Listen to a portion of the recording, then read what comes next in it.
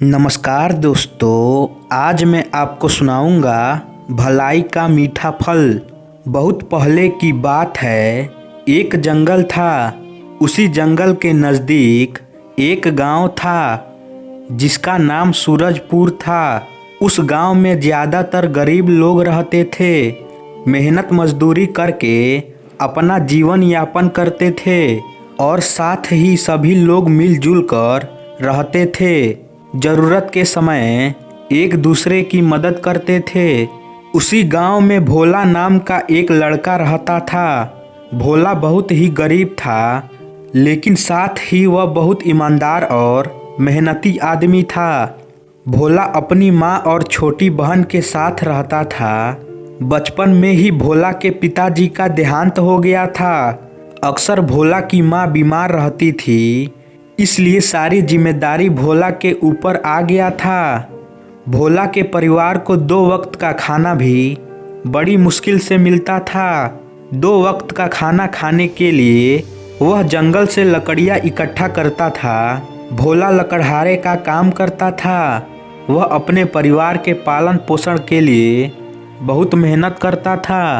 अपने परिवार का पेट पालने के लिए जंगल में सूखी हुई लकड़ियाँ लाता था और उन्हें बाजार में बेचकर अपने लिए खाना इकट्ठा करता था। कई दिन भोला तो भूखा ही सो जाता था, लेकिन अपने परिवार को खाना खिलाता था। इसी तरह उसका जीवन चल रहा था। एक दिन भोला जंगल से लकड़ी काट रहा था। फिर वह दोपहर के समय खाना खाने के लिए एक पेड़ के नीचे बैठकर खाने ही वाला था। उसी वक्त उसे एक बुजुर्ग दिखाई दिया जो बहुत भूखा और प्यासा था। बुजुर्ग भोला के पास आकर बोला, बेटा, 1 हफ्ते से कुछ नहीं खाया है, कुछ खाने के लिए है तो दे दो, भगवान आपको खुश रखेगा। भोला ने सोचा, मेरे पास जो खाना है, अगर मैं अपना खाना इस बुजुर्ग को दे दूँ तो मेरे पास तो खाने के लिए कुछ नहीं बचेगा और मुझे जोरों से भूख भी लगी है। लेकिन यह बुजुर्ग बाबा भी भूखा है और 1 हफ्ते से कुछ नहीं खाया है। अब मैं अपना खाना इस बुजुर्ग को दे देता हूँ। फिर भोला ने अपनी भूख की परवाह ना करते हुए अपना सारा खाना जो भी उसके पास था उस बुजुर्ग को दे दिया।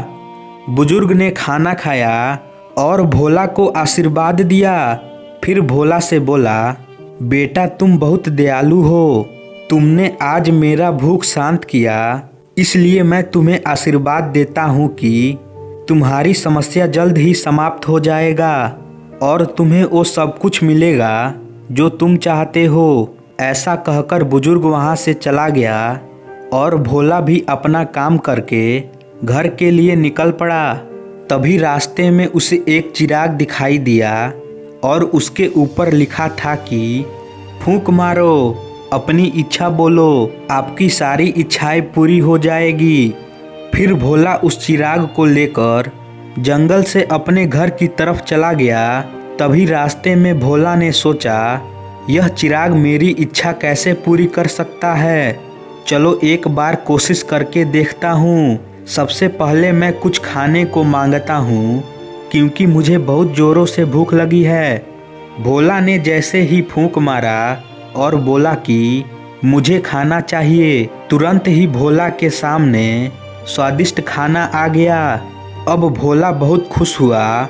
उसके बाद भोला ने उन्हीं माँ के इलाज के लिए धन मांगे और तुरंत ही उसके सामने धन आ गया। अब भोला धीरे धीरे करके अपनी सारी इच्छाएं पूरी करने लगा। उसने चिराग में फूंक मारी और कहा, मुझे बहुत सारा धन चाहिए ताकि मैं अपने गांव वालों की मदद कर सकूं।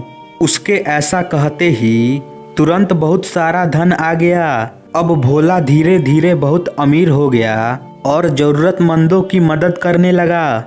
इस तरह भोला को दूसरों की भलाई करने का फल उसको मिला।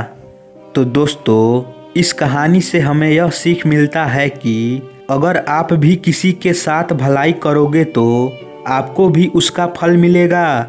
इसलिए हमें निस्वार्थ दूसरों की मदद करनी चाहिए। तो दोस्तों, आशा करता हूँ यह कहानी आपको अच्छी लगी होगी। तो इसे लाइक करें और हमारे चैनल को सब्सक्राइब करें। धन्यवाद।